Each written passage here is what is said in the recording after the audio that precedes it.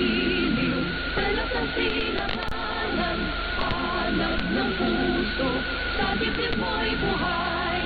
Lupang hinirang, duyan ka ng magiting, sa manlulupig, di ka pasisiin, sa dagat at bundok, sa simoy at sa langit mong bagaw, may dilagang tula at awit sa kagnayang minamahal.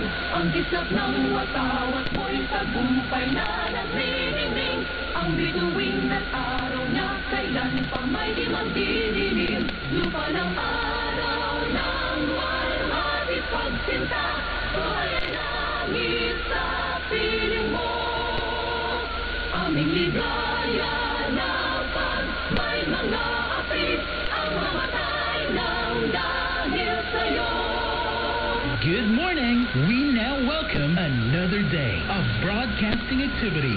This is DXOW 981 of the Radio Filipino Media Group, a commercial radio station owned and operated by Radio Filipino Corporation, as authorized by the National Telecommunications Commission with license number BSD-0251-2023, valid until December 31, 2026.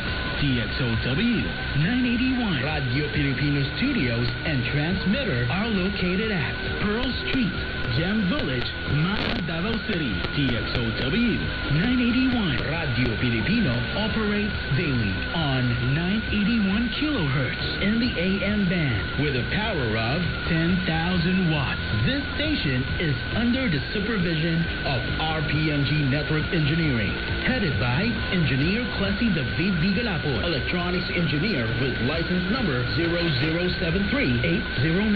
Its operation and maintenance are carried out by the following first-class radio telephone operators duly licensed by the National Telecommunications Commission. Tirso N. Abella, 97-1PHN-19788. This is DXOW 981 Radio Filipino, a proud member of the KBP, kapisanan ng mga broadcaster ng Pilipinas, and a proud member of RPMG, Radio Filipino Media Group, ang radyo ng Pilipino.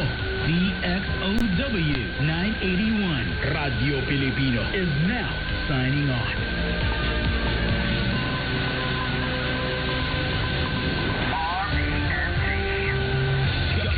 Mo, radyo ng Pilipino. Nasaan ka man sa Pilipinas, nasaan ka man sa mundo, kung ikaw ay Pilipino, ito ang radyo mo. Radyo ng Pilipino. Mga balitang mahalaga sa syudad man o probinsya, aming tututukan. Walang mintis, walang kulang. Umaga, hapon at gabi, impormasyon sa iyo'y ihahatid kabahagi. Kung ikaw ay Pilipino, ito ang radyo mo. RPMG. RPMG. Radio Filipino Media Group. Kabahagi mo. Radyo ng Pilipino. Radyo ng Pilipino. RPMG. Nagpaminaw ka sa DXOW 981, ang radyo ng Pilipino.